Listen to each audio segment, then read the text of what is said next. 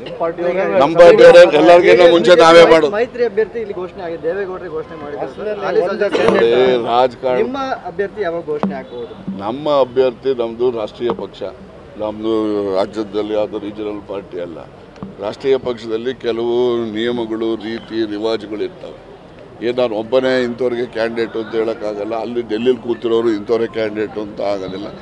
ಅದನ್ನು ಎಲ್ಲನೂ ಕೂಡ ವಿಮರ್ಶೆ ಮಾಡಿ ನಮ್ಮ ರಾಜ್ಯ ಮಟ್ಟದ ಮುಖಂಡರುಗಳ ಅಭಿಪ್ರಾಯ ಪಡೆದು ಡೆಲ್ಲಿಯವರು ಅಂತಿಮವಾಗಿ ನಿರ್ಧಾರ ಮಾಡ್ತಾರೆ.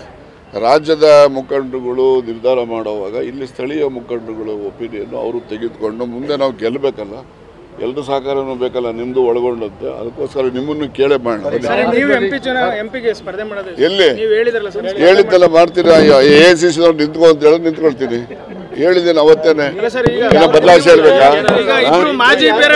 ನಾನು ಯಾವುದೇ ಚುನಾವಣೆ, ನನ್ನ 50 ವರ್ಷದ ರಾಜಕೀಯ ಜೀವನದಲ್ಲಿ ಯಾವುದೇ ತಯಾರಿ ಇಲ್ಲದೆ, ಜೋಬಲ್ಲಿ 10 ರೂಪಾಯಿ ಇಲ್ಲದೆ ಚುನಾವಣೆ ಮಾಡೋನು ನಾನು. ನಡೀರಪ್ಪ.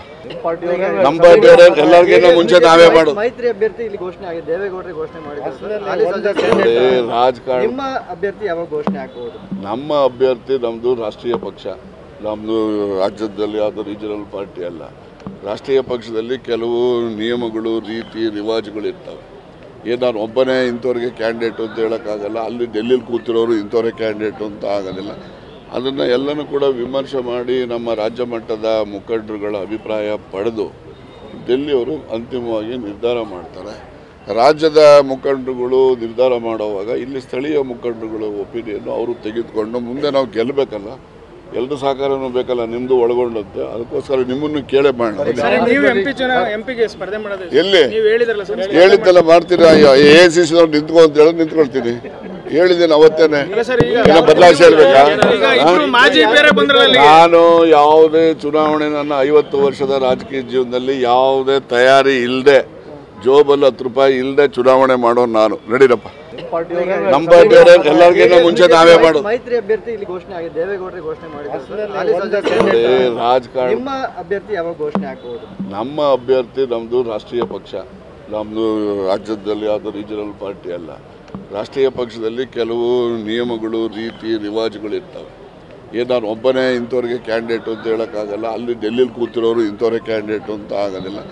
ಅದನ್ನು ಎಲ್ಲನೂ ಕೂಡ ವಿಮರ್ಶೆ ಮಾಡಿ ನಮ್ಮ ರಾಜ್ಯ ಮಟ್ಟದ ಮುಖಂಡರುಗಳ ಅಭಿಪ್ರಾಯ ಪಡೆದು ಡೆಲ್ಲಿಯವರು ಅಂತಿಮವಾಗಿ ನಿರ್ಧಾರ ಮಾಡ್ತಾರೆ.